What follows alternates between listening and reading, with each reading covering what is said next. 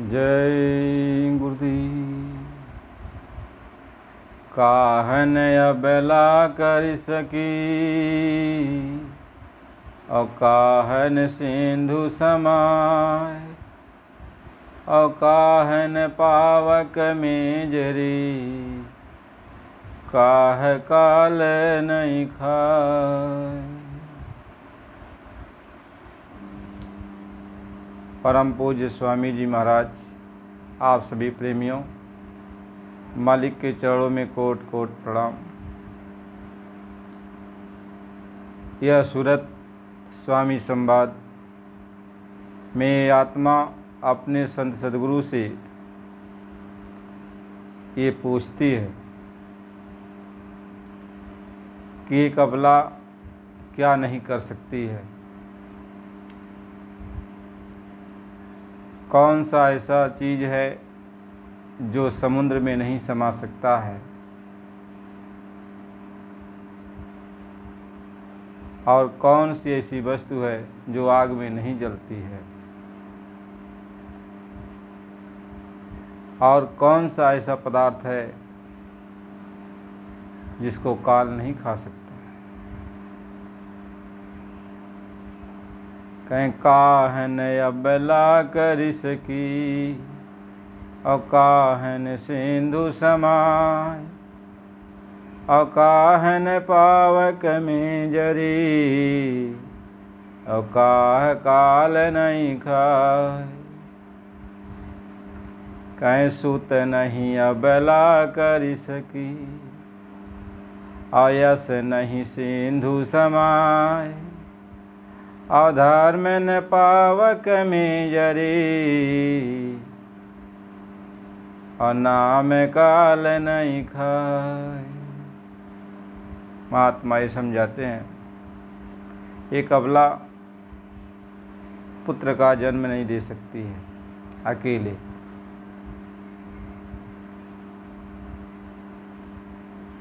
और आपकी यश प्रशंसा समुद्र में भी नहीं समा सकता है।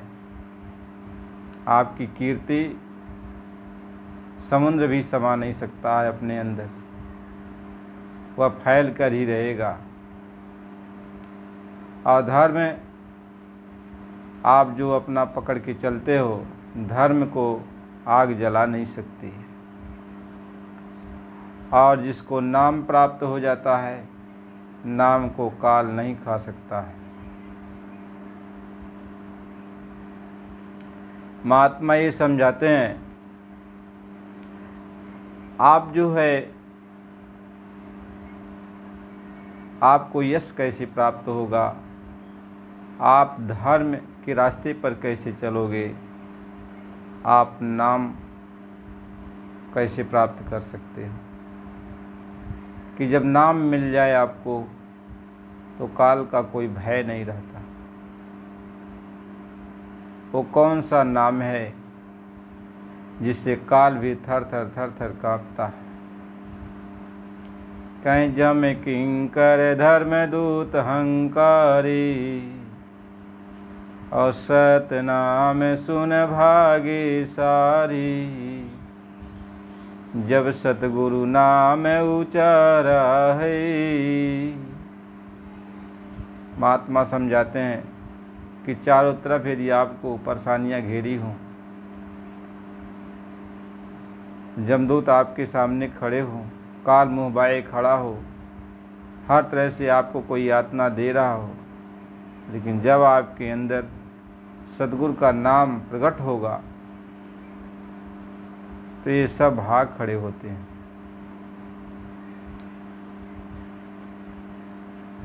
कहीं जब ही नाम हृदय धरू भयउ पाप का नाश।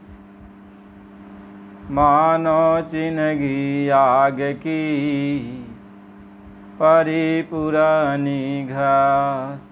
कहते जब नाम आपके हृदय में उतर जाएगा तो एक कर्म जल के राख हो जाते हैं, और जब कर्म ही नहीं रहेगा तो काल आपका कुछ नहीं कर सकता है। क्योंकि आपका कर्म ही काल बन के खड़ा होता है। यदि आप अपने कर्मों से निजात पाना चाहते हो, काल के भय से मुक्ति पाना चाहते हो, तो आप नाम को पकड़ लो, नाम की शरण में चले जाओ। महात्मा इस बात को समझा रहे हैं कि ऐ प्यारे, बहुत समय बीता जब से तुम अपने देश से आए और इस काल माया की नगरी में आके तुम फंस गए, लेकिन अभी तक आप अपने घर नहीं गए। यह संसार में बहुत सारे गुरु आपको मिले, जब जब आपको नरदेही मिली तब तक बहुत धर्म गुरु मिले और उन्होंने नाम दिया, लेकिन वो नाम आपको भवसागर से पार नहीं कर पाया। वो नाम आपको जो है इस काल के दायरे में ही रखा। यदि वो नाम आपको मिल गया होता तो आज आप यहाँ पे नहीं होते। इससे ये साफ सिद्ध होता है कि जब जब आप मानव शरीर धारण किए हो, तब तब आपने धर्म गुरुओं को अपनाया है, उनके बताए हुए मार्ग पर आप चले हो, फिर भी आपका भवसागर में जो आना जाना है ये लगा रहा। यानी आपके जो गुरु थे, जिन्होंने रास्ता आपको बताया था, नाम भगवान का दिया था, वो नाम सही नहीं था। क्योंकि जो नाम है उसको भगवान ने भी कहा कि कर्णधार सतगुरु दृढ़ नावा, दुर्लभ साज सुलभ करी पावा। कहते हैं कि उस नाव का खेने वाला कर्णधार मल्लाह वह सतगुरु होता है।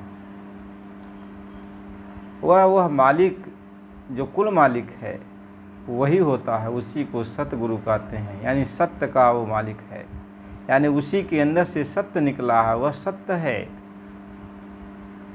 कहीं रचना सत्य सत्य वह दिशा, और नहीं व्यापी जहाँ काल कलीसा। वो रचना सत्य है, वह मालिक सत्य है। वहाँ काल काई जो परेशानियाँ हैं, दुख दर्द देने वाला और नाना प्रकार की तकलीफ उत्पन्न करने वाला, ये वहाँ नहीं है।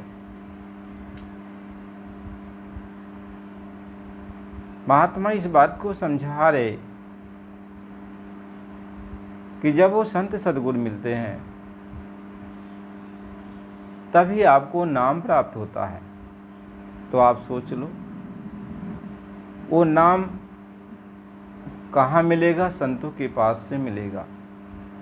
और नाम कहाँ है? यहाँ नहीं है, तीन लोक में वो नाम नहीं है। ये काल भगवान के देश में जितने भी नाम बनाए गए वो नाम नहीं है।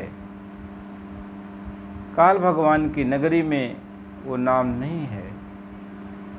कहीं तीन लोक में बसता काल, चौथे में रही नाम दयाल। कहीं तीन लोक में तो काल है, तीन लोक में तो काल है, ईश्वर है, लेकिन वो जो नाम है जिसको दयालु महाप्रभु कहते हैं, वह तीन लोक के परे है।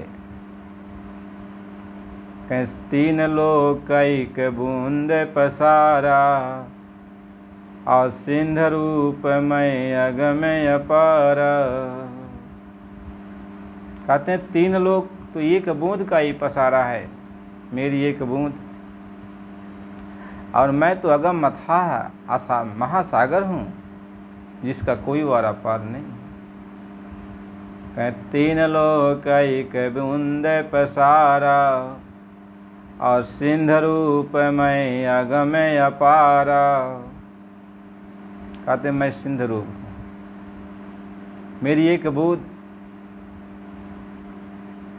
का ये सब पसारा है। कहीं ये कही बूंद सिंध होए बैठा। कहते हैं ये कही बूंद मेरा, ये अपने को यहाँ पर सिंध है, सागर बन के बैठा हुआ है। लोग इसी का जो है था नहीं पा रहे हैं। कहीं खोज निरंजन की नहु न पाया, अब बेदहु नेति नेति गोहराया। कहते उस एक को, जो एक बूंद मेरी है, उसको कोई खोज नहीं पाया। ब्रह्मा विष्णु महेश नहीं खोज पाए। जितनी ये शक्तियाँ यहाँ पे हैं, सब कोई नहीं उसको खोज पाया। वो अथाह सागर, यहाँ पर अथाह सागर बन के बैठा है, लेकिन वह मेरी एक बूंद है। अब वही एक बूंद यहाँ का सारा देखभाल कर रहा है। सब जगह वह व्यापक है, तीन लोक में वह सब जगह व्यापक है। कहीं हरि व्यापक सर्वत्र समाना, अप्रेम से प्रगट होय भगवाना। यानी जो हरि है, जो ईश्वर हैं, जो त्रिलोकीनाथ हैं, वह समान रूप से सब जगह व्याप्त हैं। और जब कोई उनको पुकारता है, तब यहाँ पर वो अपने रूप को प्रकट करते हैं।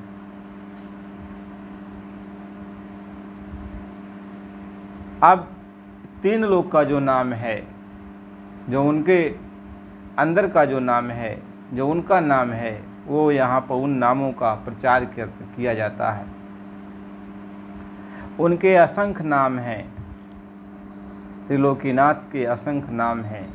जितना भी नाम वेद वर्णित है, शास्त्रों पुराणों में वर्णन किया जाता है, जितने नाम यंत्र मंत्र सब बताए जाते हैं, जितने भी देवी देवताओं के नाम हैं, जितना भी नाम यह त्रिलोक में है, ये सब नाम ईश्वर का ही तो है। मेरी एक बूंद का ये सब नाम है, एक बूंद का नाम है। और मेरी एक बूंद का जो नाम आप सिमरन करते हो, तो मेरी एक बूंद जहाँ रहती है तीनों लोक में, तो आप अपने कर्म के अनुसार जैसे नाम का जाप करते हो, जितनी ऊंचाई तक आप जाना चाहते हो, उतनी ऊंचाई तक उन्होंने लोक बना रखे हैं, ऊपर नीचे का, तो वहाँ आपको भेजते हैं।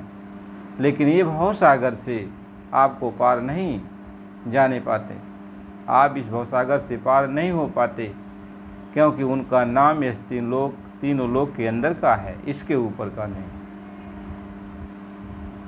इसलिए महात्मा समझाते हैं, यहाँ पर जितना भी नाम आपको दिया जाता है, जो भी नाम यहाँ पे आपको है मिलता है, वो नाम त्रिलोकीनाथ का है। जिस भी नाम का आप उच्चारण करोगे, सब में त्रिलोकीनाथ। इसीलिए उन्होंने कहा, मैं सब में बसता हूँ, कण कण में वास करता हूँ, मेरे सभी रूप हैं, मेरे सभी नाम हैं, सब जगह मैं भी हूँ। तो इसलिए कहते हैं कि यह तीनों लोग उन्हीं की माया के द्वारा रचा गया है। यहाँ के देवी देवता उन्हीं की माया के द्वारा उत्पन्न किए गए हैं। और जो कुछ भी आपको प्रदान किया जाता है, उन्हीं के नाम हैं। चाहे राम कहो, चाहे कृष्ण कहो, चाहे ब्रह्मा विष्णु महेश कहो, चाहे और देवी देवताओं के नाम कहो, चाहे नारायण कहो, चाहे विष्णु कहो, चाहे कोई भी नाम आप कहो, ये सारे नाम त्रिलोकीनाथ के ही हैं। और जैसा आपका भाव बनता है, जो भाव समझ कर के इस नाम का आप उच्चारण करते हो, यह नाम आपको वहीं तक ले जाता है।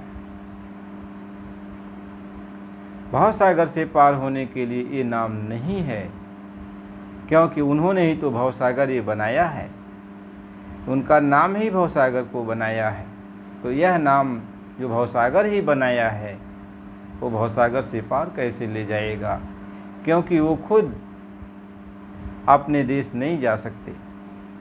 जब सिंधु परमात्मा दयाल प्रभु ने उनको देश से नीचे उतारा, तो उनसे कहा कि ये राजपाट अब तुम संभालो, तुम अपने देश वापस नहीं आ सकते हो।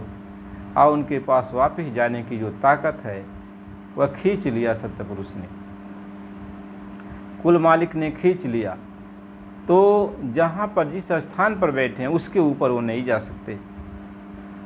नीचे की जो रचना है वो सब जगह अपनी रचना में सर्वत्र समान रूप से व्यापक रहते हैं।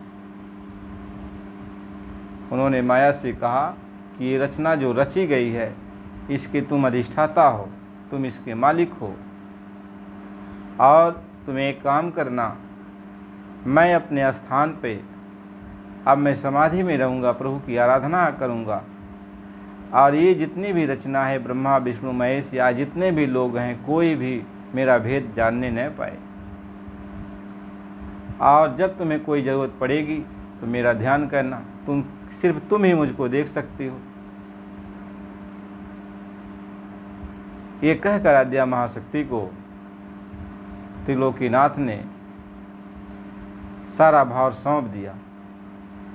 कहीं आप निरंजन हुए नियारे, और भार सृष्टि सब इन पर डारे। कहते हैं इन पर सारी सृष्टि का भार आद्या महाशक्ति के ऊपर दे दिया कि तुम ही सब कुछ हो, चाहे जिस तरीके से तुम यहाँ का काम करो, हम तुम्हें इसका अधिष्ठाता नियुक्त करते हैं। लेकिन कोई भी जीव इस देश को छोड़कर जाने न पाए, ऐसा रचना। कह रचना रचूं और एक न्यारी, यह रचना वही लगे न प्यारी। जब सतपुरुष ने कह दिया था तुम इस जगह रहो, तो कहते हैं कि हमको ये अच्छी जगह अच्छी नहीं लगती है जहाँ आप हमको बैठा दिए हो, तो हमको आप ताकत दो, शक्ति दो, हम रचना आगे करेंगे, 3 लोक की रचना करेंगे।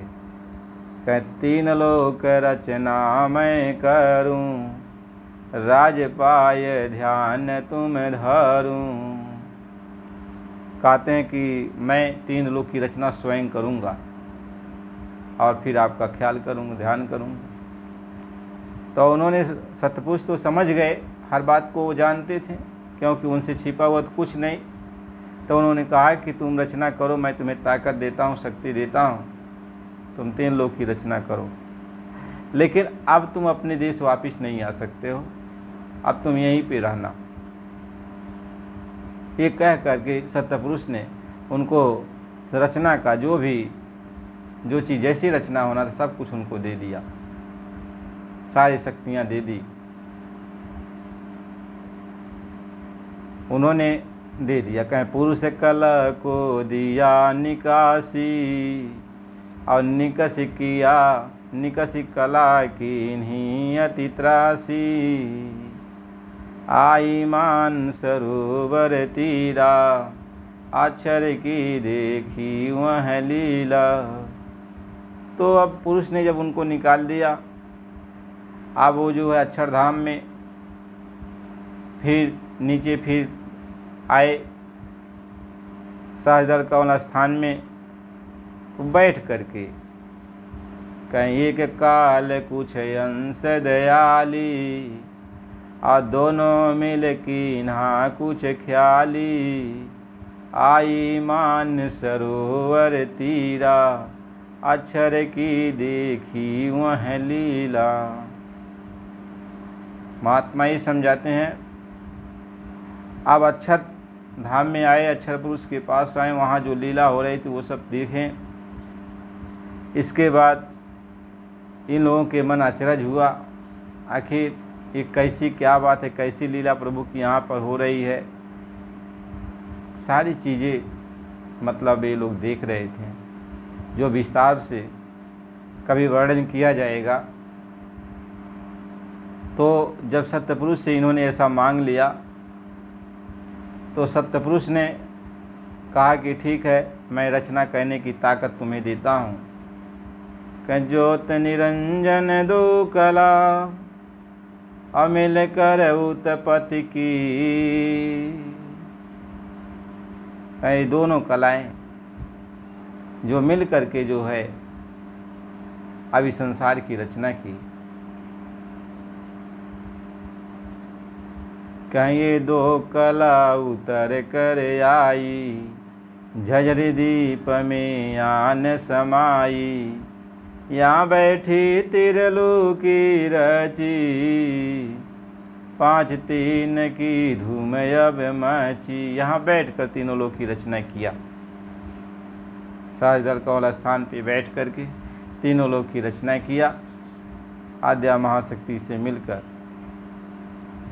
महात्मा ये समझाते हैं, अब ये जो है ये जितनी भी रचना है दोनों की मिली हुई रचना है। कहीं ब्रह्म गुप्त है, कहीं माया प्रकट है, कहीं माया गुप्त है, ब्रह्म प्रकट है। ऐसी तीन लोक की रचना है। महात्मा ये समझाते हैं, अब इसमें जितने भी नाम आपको मिलेंगे हर नाम इन्हीं के हैं। चाहे जिस तरीके से आप पूजा पाठ भक्ति करो आप इन्हीं के पास जाओगे, क्योंकि सब में यही है। अनंत रूप धारण करके वे जो है इस लोकांतर में विराजमान हैं। महात्मा इस बात को समझाते हैं, इसलिए इनके नाम को जाप करने से, इनके जितने भी नाम को जाप करने से आपको रिद्धियाँ सिद्धियाँ मिलेंगे, लोक मिलेंगे, स्वर्ग वैकुंठ आदि लोक मिलेंगे। जो भी आपकी ख्वाहिश होगी, जैसा आप अपने अंदर ख्वाहिश रखे होंगे वो सब मिलेगा। लेकिन जब पूर्ण क्षीण हो जाएगा तो फिर आपको फिर मृतलोक में भेज दिया जाएगा। आपकी आवागमन से छुटकारा नहीं हो सकता। केवल जब अपने धाम का, अपने देश का जो मालिक का नाम है, यानी वो मालिक जब आपको नाम बख्शेगा, नाम देगा, तब आपको जो है वो नाम ही आपको भवसागर से पार करेगा। जैसे आपको थोड़ा मिसाल देके हम समझाते हैं, जिस जगह पे त्रिलोकीनाथ बैठे हुए हैं, ईश्वर बैठे हुए हैं, वहाँ से वो नाम का उच्चारण करते हैं। वो जब नाम का उच्चारण करते हैं तो उसी नाम पर, उसी आवाज़ पे इस सारे ब्रह्मांडों की रचना हुई है। 3 लोक 14 भुवन और सारे लोकों की रचना उनकी आवाज़ पर, हर जगह उनकी आवाज़ कण कण में गूंज रही है। और जिसकी जैसी भावना, कहीं जाकी रही भावना जैसी, हर मूरत देखी तिन तैसी। जिसकी जैसी भावना बन जाती है वैसा उसके सामने नाम प्रकट हो जाता है और वैसा मालिक का रूप प्रकट होता है, यानी ईश्वर का रूप प्रकट होता है। क्यों कि ये रचना सब माया के द्वारा मिलकर की जा रही है, तो जिसका जैसा भाव बनता उसी के अनुसार। इसलिए भूतों को पूजने वाला वह भूतों में भगवान को देखता है, पेड़ पौधों को पूजने वाला उसमें वो भगवान को देखता है, पत्थर पानी को पूजने वाला उसमें वो भगवान को देखता है, क्योंकि वो भगवान त्रिलोकीनाथ और माया आद्या महाशक्ति ये सब जगह मौजूद हैं। तो ये भक्त ये सोच लेता है तो भगवान सब जगह हैं और उसकी हर मनोकामनाएं पूरी की जाती हैं। भगवान पूरा भी करते हैं, त्रिलोकीनाथ पूरा भी करते हैं। लेकिन सिर्फ बात इतनी है कि आप अपने देश नहीं जा सकते। इनके देश में, इनके बनाए हुए जो देश हैं, इसमें जैसा आपका पूजा पाठ भक्ति रहेगी वैसा सुख सुविधा आपको मिलता रहेगा। लेकिन बार बार पुण्य छेड़े मृतलोके, पुण्य छेड़ हुआ तो मृतलोक में आओगे, राजा महाराजा सेठ साहूकार बनोगे, फिर अच्छे बुरे जैसन कर्म करोगे वैसा स्वर्ग वैकुंठ या नरक 84 आपको भोगना भरना पड़ता है। इसलिए जब जब मानुषहीन मिलता है तो हर इंसान से कुछ न कुछ गलतियाँ हो जाती हैं। इंसान गलती करता रहता है और इसी कारण उसको एक जन्म की सज़ा कई जन्मों तक भोगनी पड़ती है। महात्मा इस बात को समझाते हैं, इसलिए नाम की बहुत ज़रूरत पड़ती है, सच्चे नाम की। अब ये भी सच्चा नाम है, लेकिन ये यहाँ तक का है। ये नहीं है कि ईश्वर का जो नाम सच्चा नहीं है, ये भी सच्चा नाम है, लेकिन यह यहाँ तक का है। ईश्वर का जो नाम है यहाँ तक का है, त्रिलोक तक का है, इसके ऊपर आप नहीं जा सकते हो। इसके ऊपर जाने के लिए आप ऊपर का नाम आपको चाहिए, यानी ऊपर की धार चाहिए, ऊपर की आवाज़ चाहिए। ऊपर का मालिक जो बैठा है, सबका मालिक जो है, वो जब अपनी आवाज़ देगा, वो अपनी जब आवाज़ देगा, अपना नाम सुनाएगा आपको, तब आप उस नाम को पकड़ करके जा सकते हैं। महात्मा इस बात को समझाते हैं। तो अपने घर जाने के लिए आपको उस नाम की ज़रूरत पड़ती है। इसलिए त्रिलोकीनाथ से जब लोगों ने, उनके भक्तों ने ये पूछा, तो उन्होंने कहा कि वो नाम संतों से ही मिलेगा, क्योंकि वो जब प्रभु आता है, वो जब हमारा प्रभु, सबका प्रभु वो है, वो सबके पिता वो हैं, वो जब यहाँ पे आते हैं तो संत के रूप में आते हैं, मानव का रूप बनाते हैं, संत रूप उनका होता है, वो आते हैं और वो ही ले जा सकते हैं आपको, वो ही नाम दे सकते हैं, क्योंकि संत सतपुरुष के अवतार होते हैं, संत सतपुरुष के अवतार होते हैं, सतपुरुष ही होते हैं, कुल मालिक ही होते हैं। तो वो मालिक अपने घर का अपना नाम देता है, जिसको निज नाम कहते हैं, जिसको सार नाम कहते हैं, सतनाम कहते हैं, सतनाम कहा जाता है। लेकिन क्योंकि वो सतनाम है यानी सत्य है, लेकिन वो जो आवाज़ है, वो जो जिस पर हमें चलना है, वो कुछ और है, वो कुछ और है। तो वो देते हैं उसको, उस नाम से जोड़ते हैं, उस नाम को पकड़ाते हैं।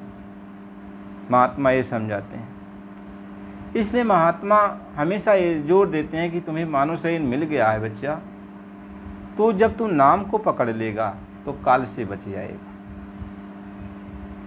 जब तक तू नाम नहीं पकड़ेगा तब तक तू काल से नहीं बचेगा। काल से बचने का कोई ये भाव थोड़ी है। काल का मतलब ये होता है त्रिलोकीनाथ भगवान जो यहाँ पे रोक रखे हैं हमें, आपको कर्मों के द्वारा, तो जब हमें वो नाम मिल जाएगा तो वो नाम इस कर्म बंधन को काट देगा और अपने साथ वो ले चलेगा, अपने साथ ले चलेगा।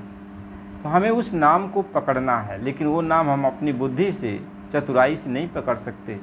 उस नाम को हम किताबों में या किसी के द्वारा जो कोई भी बता दे, हम नहीं पा सकते। वो नाम से, नाम रहा संतन आधीना और संत बिना कोई नाम न चीन्हा।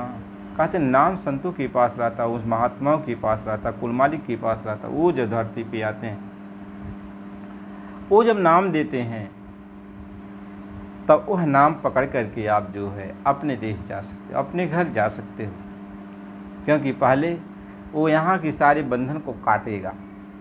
जहाँ जहाँ कर्म के द्वारा आपको रोका जाता है, उस कर्म को वो अदा करेगा, काटेगा, सब चुकता कराएगा, क्योंकि वो सर्वशक्तिमान है। एक बूंद का कितनों भी कर्म हो, एक बूंद कितनों भी कर्म कर्जा लाद दिया हो, लेकिन वो तो सागर है न। वो कहेगा कितना भी इनके ऊपर कर्जा लदा मैं सब अदा कर देता हूँ। तो वो सागर है, वो नाम धारा है, वो धारा है। तो वो धारा है, तो त्रिलोकीनाथ का जितना भी कर्म है हमारे आपके ऊपर लदा हुआ, वो धारा साफ कर देता है। उनसे कहता है कि हम साफ कर देते हैं, ये अदा कर देते हैं, जोर जबरदस्ती नहीं, सब अदा करा देते हैं। संत महात्मा काल भगवान के बनाए हुए जितने विधि विधान हैं, जिसके द्वारा ये जीव कर्म बंधन में बंधा है, इस सारे कर्म बंधन को महात्मा काट देते हैं, यानी साफ कर देते हैं, अदा कर देते हैं। जहाँ जिसका जैसा लेन देन है कर्मों का, वो सब अदा करते हैं। सभी जीवों का, जो भी जीव उनकी शरण में चला जाता है, सबका वो अदा कर देते हैं और कहते हैं अब तो रास्ता आप नहीं रोकोगे। उन्होंने वो हाथ जोड़ लेते हैं कि नहीं, इसलिए कि जब सत्य पुरुष उनको भेजे थे तो उन्होंने कहा था मेरे इन आत्माओं को कोई कष्ट मत देना, यदि कष्ट दोगे तो हम जो है सारी आत्माओं को उठा ले जाएंगे। तो सत्य पुरुष पूछते हैं कि आप बताओ, जब सारे कर्म इनके साफ होंगे तब भी इनको दंडित करोगे, रोकोगे? यदि वो कह दें हाँ, तब तो सारी आत्माओं को एक ही साथ उठा ले जाएंगे। लेकिन वो रास्ता छोड़ के किनारे हो जाते हैं और सबको यानी इज्जत की दृष्टि से सारी आत्माओं को सम्मान देते हुए रास्ता कहते हैं हमारे देश से अब आप जा सकते हैं। तो महात्माओं की बड़ी कृपा होती है, बड़ी दया होती है, और हम नाम जब प्राप्त कर लेंगे तो हमारे अंदर दीनता आ जाएगी।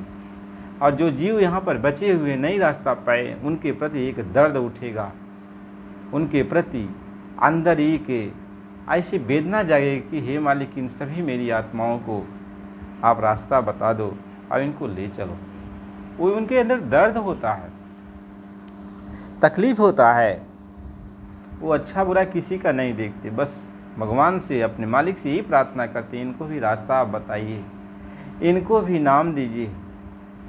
कह नाम दान सतगुरु मोहि दीजिए, और काल सतावे श्वासा छीजिए।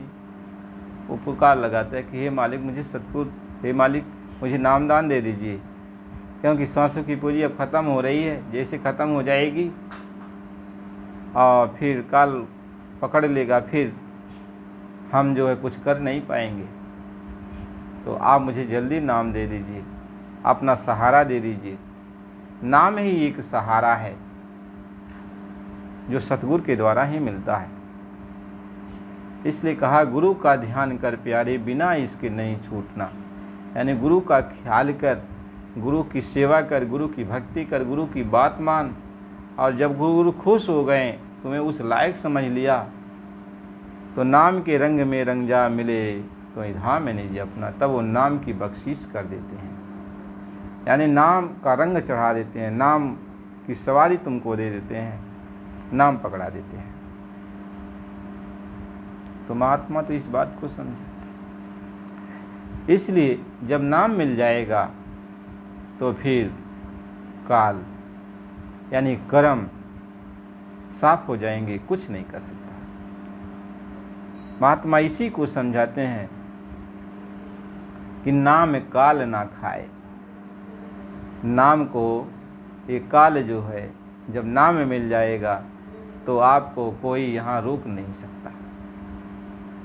इसलिए सबको चाहिए, ताते सबको चाहिए नित्य गुरु भक्ति कमाए। सबको चाहिए कि गुरु की भक्ति करें, संत सद्गुरु की खोज करें, उनसे सच्चे नाम को प्राप्त करें।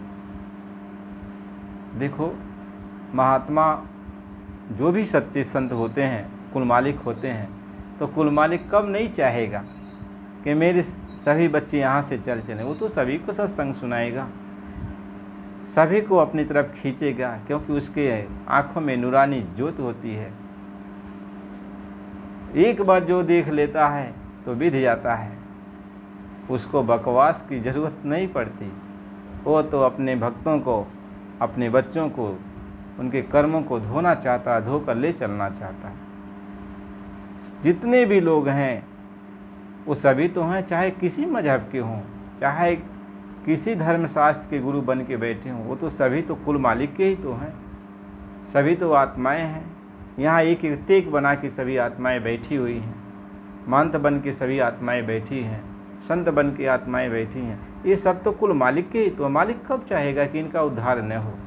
वो तो हमेशा इनके उद्धार की तरफ देखता है कि कैसे इनका उद्धार करूं। इसलिए प्रेमी भाई बहनों, सत्संग की बहुत ज़रूरत है और सत्संग बराबर सुनना चाहिए। सत्संग मिलेगा तभी सारी शंकाओं का समाधान होगा, और सत्संग मिल जाएगा तभी आप सच्चे मार्ग पर चल पड़ोगे।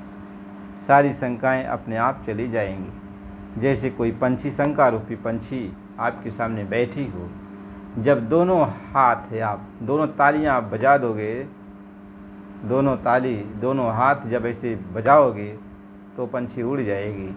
ऐसे ही सद्गुरु का नाम होता है और सद्गुरु का रूप, यानी सद्गुरु और उनके द्वारा दिया हुआ नाम। यानी सद्गुरु के द्वारा जब नाम मिलता है तो शंका अपने आप चली जाती है। सद्गुरु जैसे नाम की बख्शिश करता है, तैसे अंधेरा खत्म हो जाता, शंका रूपी पंछी चली जाती है। महात्मा ये समझाते हैं, वो प्रश्नोत्तर का विषय नहीं है, ये तर्क वितर्क का मार्ग नहीं है। हम तर्क वितर्क से ये सब नहीं जान सकते। सोई जाने, वो मालिक यही कहते हैं, सोई जाने जे देव जनाई। यानी जिसको मैं नाम की बख्शीश करता हूँ, जब मैं उसको नाम देता हूँ, वही जानता है। और जब जान जाएगा तो फिर क्या, उसको जो चीज़ मिलना था मिल गया, तो अब मालिक का हो गया। जाने सोई जाने जही देव जनाई, तो जना दिया, तो जानत तो मैं तुम्हें हो ही जाए। अब जान गया तो अब वो जान गया ना, अब कहना थोड़ी पड़ेगा कि तुम किधर चलो, इधर चलो कि उधर चलो, अब तो जान गया वो। और फिर समझ गया तो कहता है तू ही तू ही तू ही, यानी उधर चल पड़ता, मालिक ही सब कुछ है। मालिक को पहचान लिया, मालिक को जान लिया, और बकवास में थोड़ी पड़ता है। अब मालिक से वो यही प्रार्थना करता है कि ये भूले भटकी सारी आत्माएं जितने भी हैं, इनको या मालिक आप कल्याण कर दो। बस यही वो प्रार्थना करता है, जैसे आपने मेरा कल्याण किया तो इन सब का भी कल्याण करो, ये वो प्रार्थना करता है। इसलिए प्रेमी भाई बहनों, गुरु महाराज जी की बड़ी कृपा दया है कि सबको रास्ता मिला, भजन के मार्ग पर आप सब लोग लगे हो। नए प्रेमी हमारे जो भी हैं, उनको मालिक ने भी ये कहा था, आप शुद्ध शाकाहारी सदाचारी हो जाओ तो कोई न कोई रास्ता निकल जाएगा और संत महात्मा आपको मिल जाएंगे और आप भी उस मार्ग पर चल पड़ोगे। यानी मालिक है, मालिक ने कहा तो आप उनके बताए हुए मार्ग पर चलोगे, शाकाहारी सदाचारी बन जाओगे और मालिक को याद करोगे, तो संत महात्मा जो यहाँ धरती पर आए होते हैं, बताना नहीं पड़ता कि कौन पूरा है कौन अधूरा है, ये सब बात नहीं। वो जो मालिक है आपका भाव देखेगा कि किसको पूजता है, किसको भजता है, तो वो आपको खींच लेगा, क्योंकि वो सर्वशक्तिमान है ना। वो तो एक बूंद का जब इतना बड़ा पसारा है तो सिंधु रूप है, वो नहीं देखेगा। आपका भाव सच्चा होना चाहिए। कहीं भाव का भूखा हूँ, भाव एक सार है, भाव से मुझको भजे तो भाव से बेड़ा पार है। तो भाव जब तुम्हारे अंदर आ जाएगा तो मैं देखता हूँ, मैं हर जगह, मैं जब आ गया है इस भूमंडल पर तुम्हें ले चलने के लिए, तुम कहीं पर भी हो, केवल तुम्हारा सच्चा भाव हो, और सच्चा भाव जब हो जाएगा तो मैं तुम्हें उठा लूँगा। तुम मुझे खोज नहीं पाओगे कि मैं महात्मा को खोजूंगा, संत को मैं खोजूंगा, कि वो भाव तुम अपना बनाओ और चलो खोजने के लिए, यानी उनको पाने के लिए तुम तड़पो, उनके पास आओ जाओ, ये तो तुम्हारा कर्तव्य है। अपने कर्तव्य का पालन करो। जब तुम खोजना शुरू करोगे तो वो जानते हैं कि खोज रहा है मुझको, कहीं ठोकर लगेगी, कहीं गिरोगे, कहीं कुछ होगा, कहीं कुछ होगा, हर तरह से भाव कुभाव बनेगा, लेकिन सब में भाव कुभाव हर चीज़ में तुम दृढ़ रहोगे, केवल उस मालिक को खोज करोगे। तब वो मालिक जब जान जाता है आप दृढ़ हो चुके हो, मुझको पाना चाहते हो, तो कहीं पर भी वो मालिक रहेगा। कहीं लाख कोस जो गुरु बसी तो जानो हृदय मझार, और कपट सने ही आगने सात समुंदर पर। यदि आपके अंदर भाव नहीं है, आप नहीं चाहते, तो आपके बगल में ही वो रहेंगे, तभी आपको कुछ नहीं दे सकते। तो भाव पैदा करते हैं। इसलिए आप शाकाहारी सदाचारी रहो और एक उस मालिक को जो सबका मालिक है उसको याद करो और उससे रो, क्योंकि वो मालिक आपकी पुकार को सुनेगा, आपकी पुकार को सुनेगा और आपको ज़रूर वो जो है संभाल करेगा आपकी। अब कोई पूछता है कि बताइए किस महात्मा के पास जाएं, किसके पास जाएं, तो देखो भाई, ये कोई कहानी की बात नहीं है कि को बड़ छोट कहत अपराधु और सुन गुण भेद समझिए साधु। कहते किसको छोटा कहूँ, किसको बड़ा कहूँ, कि किसके पास भेजूँ, किसके पास नहीं भेजूँ, ये अपराध है न। लेकिन जब आपका सच्चा भाव बन जाएगा तो आपको विश्वास दिलाता हूँ कि वह कुल मालिक आपको मिल जाएगा, क्योंकि वो मालिक है, वो सब देखता है, सब देखता है। जिस रूप में भी वह होगा आपको मिल जाएगा, आपको नाम की बख्शिश कर देगा। तो गुरु महाराज जी की बड़ी कृपा दया है। हम लोग क्या गुरु महाराज जी को खोजे थोड़ी थे, खोज थोड़ी पाए थे। अरे उनकी दया कृपा हुई तभी तो मिले, तभी तो मिले। तो दया कृपा हो जाएगी जब खोज करोगे, अपने अंदर तड़प पैदा करोगे, तड़पेगी तुम्हारी आत्मा नाम के लिए, तो मालिक आपको मिल जाएगा। इसलिए प्रेमी भाई बहनों, सत्संग सुना करो। सत्संग सुनने से सारी शंकाएं चली जाएंगी, आपकी भक्ति भाव दृढ़ हो जाएगी, मालिक के प्रति भाव जाग जाएगा और बराबर आप सत्संग। नए प्रेमी जो भी हो आप, यदि आप सत्संग आप सुनते हो, समझते हो, तो चैनल को लाइक सब्सक्राइब करो ताकि बराबर ये सत्संग आपके पास पहुँचे। जय गुरुदेव।